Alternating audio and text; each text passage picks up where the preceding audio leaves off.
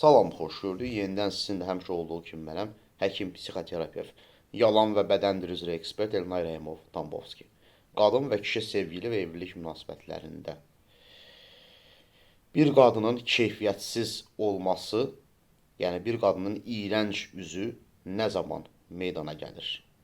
Birincinin adını çəkməyə ehtiyac yoxdur. Yəni bunu çoxumuz bilirik ki, var dövlət resurs azalanda qadının əsl üzü orada ortaya çıxır. Əgər keyfiyyətsizdirsə, təbii ki, keyfiyyətsiz üzü ortaya çıxır.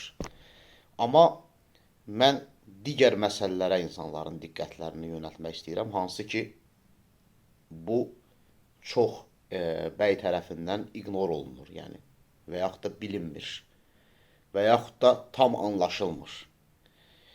Qadınların eyni zamanda konfliktlərə yanaşma şəkli də onların keyfiyyətini müəyyənləşdirir.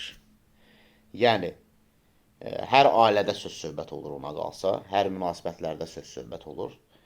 Məsələ burasındadır ki, xanım problemin həllinə konstruktiv yanaşır, yoxsa trip atır, küsür, həftələrlə, günlərlə danışdırmır, yoxsa problemin həllinə yanaşmırmı? Əgər konflikt zamanı qadın münasibətlərin yaxşılaşdırılmasına meyl edirsə, problemin həllinə yanaşırsa, o keyfiyyətli bir xanımdır. Əgər konflikt zamanı o konfliktləri isti-isti saxlayırsa, yeri gələndə manipulyasiya məqsədi üçün istifadə edirsə və yaxud da aşırı dərəcədə trip atıb, küsüb, kənara çəkilirsə, bu zaman keyfiyyətsiz bir xanımdır. Bir digər tərəfi, ayrılıq zamanı xanımın sərgilədiyi davranışdır. Təbii ki, ayrılıq zamanı əgər xanım heç olmayan günahları da kişinin boynuna yükləyirsə, bütün münasibətin məsuliyyətini kişinin boynuna yükləyirsə, artıq burada problem var deməkdir. Demək ki, nədir? Qadının əsl üzü burada da meydana çıxır.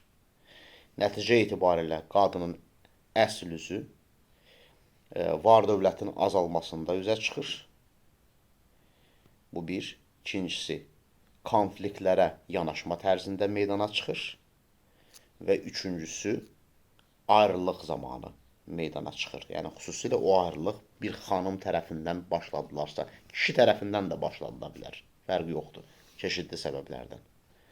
Yəni, bu üç nöqtəyə diqqət yetirmək lazımdır. Diqqətinizə görə minnətdaram. Sağ olun.